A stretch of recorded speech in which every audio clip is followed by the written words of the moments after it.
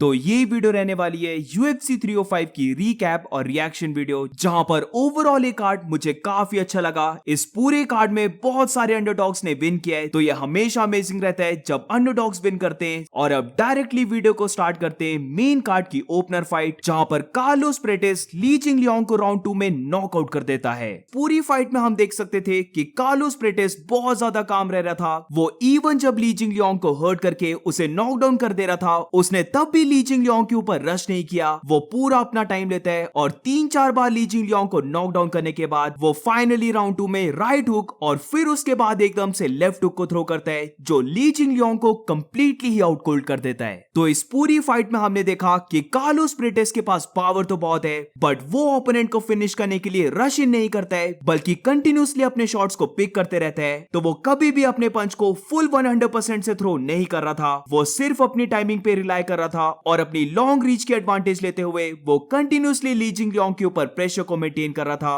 और इसीलिए जब फाइनली ली जिंगलियांग नॉकआउट हुआ है, तो वो नॉकआउट बहुत ब्रूटल गया। और अब moving on to the next fight, तो ये फाइट थी हेवीवेट डिवीजन की, जहां पर इस फाइट का रिजल्ट काफी शॉकिंग है, क्योंकि जायर ज़ीनो रोज़नस्ट्राइक टाइटो इवासा को बीट कर देता है बाय स्प्लिट डिसीजन। एक जज ने टाइटो इवासा को 30-27 का स्कोर दिया है, यानी कि तीनों राउंड्स को विन करवाया है। और ये क्लियर तुम बोल सकते हो कि वो चीटिंग करने की ट्राई कर रहा था, और ऐसे जज को मुझे लगता है फायर कर देना चाहिए। तो पूरे ही 3 राउंड्स जायर ज़ीनो रोज़नस्ट्राइक ने टाइटो इवासा को आउट क्लास किया। उसके साथ जैसे उसने प्रेस कॉन्फ्रेंस में बोला था कि वो स्ट्राइकिंग मैच ही करेगा, बट यहां पर मैं बोलूंगा उसने काफी स्मार्ट स्ट्राइकिंग की। जायर ज़ीनो रोज़नस्ट्राइक कंटिन्यूसली मूव करते जा रहा था, वो बहुत ज्यादा टाइटो इवासा की लेग्स को टारगेट कर रहा था। और नोटिस करने वाली बात थी कि जब भी दोनों फाइटर्स का ऐसा लग रहा था कि दोनों के बीच में डिस्टेंस क्लोज हो चुका है और दोनों फाइटर्स ब्रॉल करने वाले हैं, जायर ज़ीनो रोज़नस्ट्राइक वहां पर ब्रॉल के चक्कर में नहीं पड़ रहा था, बल्कि वो बैकआउट होके फिर से डिस्टेंस को मेंटेन कर रहा था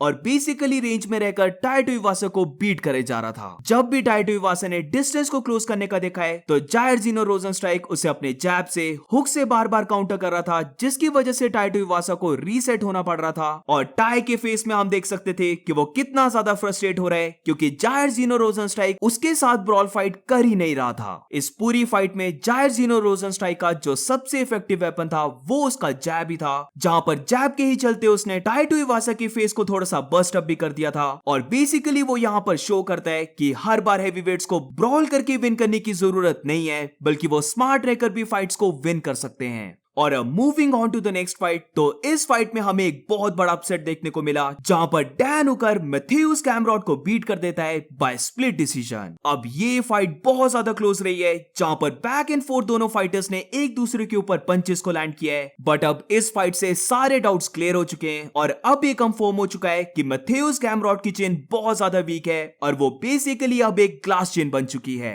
तो डैन हुकर ने मल्टीपल टाइम्स कैमरॉट को रॉक किया, उसे राउंड 1 में ड्रॉप भी कर दिया। और टू बी ऑनेस्ट, मैं तो जरा भी कंप्लेंट नहीं कर रहा हूं कि डैन हुकर इस फाइट को विन किया है बाय स्प्लिट डिसीजन। अभी अगर जिस वे से ये फाइट प्ले आउट हुई है उसके बारे में बात करें, तो राउंड 1 से ही मैथ्यूस कैमरॉट ने डैन हुकर के ऊपर बहुत ज्यादा प्रेशर डाला, उसे नॉट ओनली ग्राउंड में लेके गया, बट अपने बिग पंचेस को लैंड करके उसने डैन हुकर को ड्रॉप भी कर दिया। बट जैसे कि हम सब जानते हैं कि डैन हुकर एक बहुत ज्यादा टफ फाइटर है और उसे टेक आउट करना इतना इजी नहीं रहता है। और एग्जैक्टली यहां पर यह हुआ, जिधर राउंड 1 में ही डैन हुकर मैथ्यूस कैमरॉट के साथ फाइट बैक करने लग पड़ता है और मैथ्यूस कैमरॉट नॉकडाउन हो जाता है। इस नॉकडाउन के बाद जितना भी ये राउंड चला है, उसमें क्लियर था कि कैमरॉट स्टिल काफी हर्ट है, वो 100% हील नहीं हो पाया है और वो इस राउंड को इसीलिए सर्वाइव कर पाया क्योंकि उसने अपनी रेसलिंग को यूज किया। अब राउंड 2 की बात करें, तो मोस्ट ऑफ द राउंड ये ग्राउंड में रहा है, जहां पर मैथ्यूस कैमरॉट ने टेक डाउन करके डैन हुकर को ग्राउंड में रखा है। But end of the round 2 में जब लास्ट 5 सेकंड्स बचे थे, तब मुझे लगता है कि डैन हुकर ने कैमरॉट को हर्ट कर दिया था।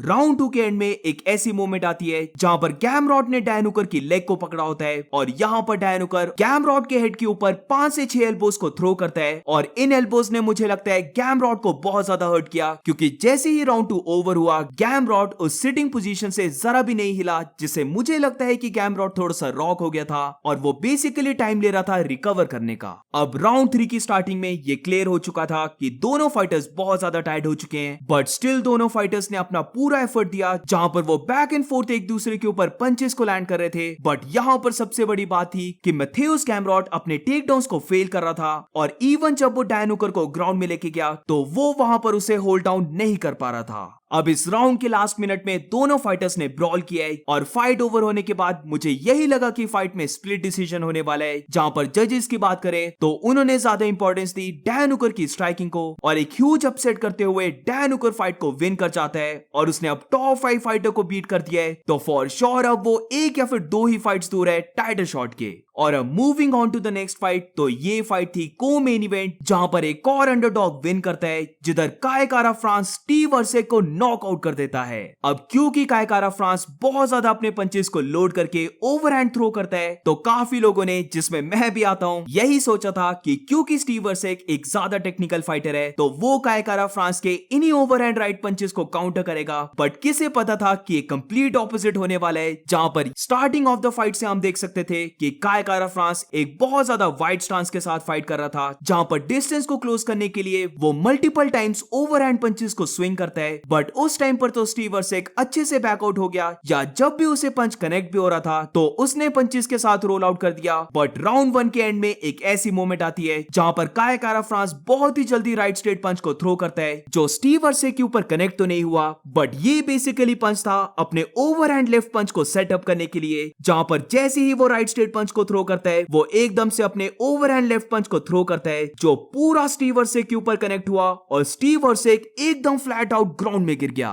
इस नॉकडाउन के बाद जैसे तैसे स्टीव अर्सेक ट्राई करता है कि वो किसी तरह से सर्वाइव कर पाए, बट उसे हर्ट करने के बाद काय कारा फ्रांस उसे लेट गो नहीं करने वाला था, और अपनी पूरी पावर के साथ वो स्टीव अर्सेक के ऊपर पंचेस को थ्रो करने लग पड़ता है, जहां पर वो एंड में राइट पंच को कनेक्ट करता है, जो स्टीव अर्सेक को फिर से ड्रॉप डाउन कर देता है, और ये फाइट ओवर हो जाती है। डेविसन फिगरेडो एक फाइटर है, और दूसरा मैं बोलूंगा काय कारा फ्रांस एक ऐसा फाइटर है जो फ्लाईवेट फाइटर्स होने के बाद भी उनके पंचेस में इतनी ज्यादा पावर है कि वो अपने ओपोनेंट्स को एक पंच से नॉकआउट करने की एबिलिटी रखते हैं। और यहाँ पर अगर हम काय कारा फ्रांस की बात करें तो बहुत ही अमेजिंग विन बाय काय कारा फ्रांस, और जिस वे से वो फाइट को जीता है, मे बी उसे फ्लाईवेट डिवीजन का नेक्स्ट टाइटल शॉट मिल जाए। और अब moving on to the next fight, तो ये फाइट थी मेन इवेंट, जहां पर ड्रिकस डुप्लेसी इजराइल अदसाने को बीट कर देता है बाय सबमिशन। तो amazing win bye Dricus du Plessis, but इस पूरी फाइट को देखने में बहुत मजा आ गया, जहां पर ये फाइट राउंड 1 से ही बहुत ज्यादा क्लोज जा रही थी। ये बैक एंड फोर्थ फाइट थी, और पता नहीं कैसे but her bar Dricus du Plessis gas out होने के बाद वो सेकंड विंड को पा लेता है, यानी कि फिर से अपने गैस टैंक को थोड़ा सा रिफिल कर लेता है, जिसकी वजह से वो हमेशा अपने हैंड्स को थ्रो करते रहता है। और राउंड 4 में भी ये लगने के बाद कि ड्रिकस डुप्लेसी फेड आउट हो रहा है, उसने समहाउ मैनेज कर लिया इजराइल अदसाने को बैक फुट में लेके जाने का,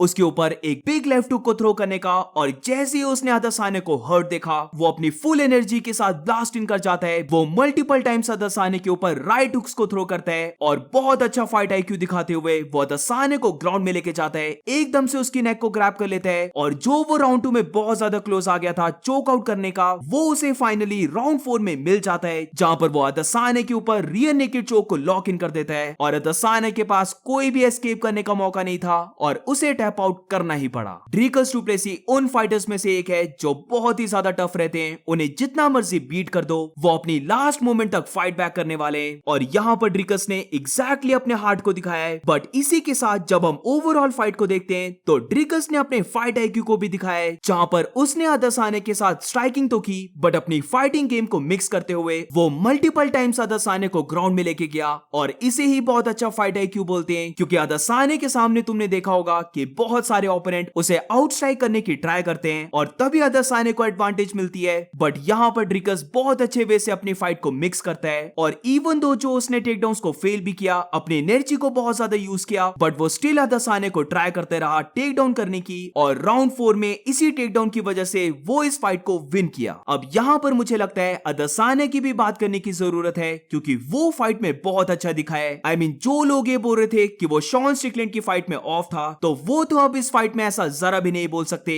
या अदसाने ने खुद एक्सेप्ट किया कि उसे भी लग रहा था कि वो इस फाइट में अपने बेस्ट वर्जन के साथ आया है, क्योंकि उसने डीडीपी को बहुत बार कैच किया है, उसे बेसिकली राउंड 3 ऑनवर्ड्स बीट करने लग पड़ा था, और राउंड 4 में तो क्लियर ऐसा दिख रहा था कि अदसाने का मोमेंटम उसे फाइट को विन करवाने लग पड़ा है, जहां पर फाइट में उसका अपर हैंड आ चुका था, और ड्रिकस डुप्लेसी फेड आउट होता हुआ हुआ दिख रहा था। तो बेसिकली मेरा यहाँ पर कहना है कि अदसाने ने अपना पूरा 100% एफर्ट दिया है, उसने बहुत अच्छी फाइट की है, बट ये चीज एक्सेप्ट करनी होगी कि Dricus du Plessis was a better fighter. Starting of the fight में ड्रिकस का गेम प्लान था कि वो अदसाने के ऊपर ज्यादा किक्स को लैंड करे ताकि अदसाने जो केज की साइड बहुत अच्छी मूवमेंट दिखाता है वो उसकी स्लो डाउन हो जाए। वेयरएज दूसरी तरफ अदसाने ड्रिकस के बॉडी को टारगेट कर रहा था, क्योंकि अगर हम नोटिस करें तो पूरी फाइट में ड्रिकस ने अपने दोनों गार्ड्स को बहुत ऊपर रखा था, क्योंकि वो जानता था कि अदसाने उसे कभी भी काउंटर कर सकता है। बट ये चीज देखने के बाद अदसाने ने भी अपनी फाइटिंग को एडजस्ट किया और ड्रिकस के हेड को टारगेट करने के बजाय वो ड्रिकस के बॉडी को टारगेट करने लग पड़ा।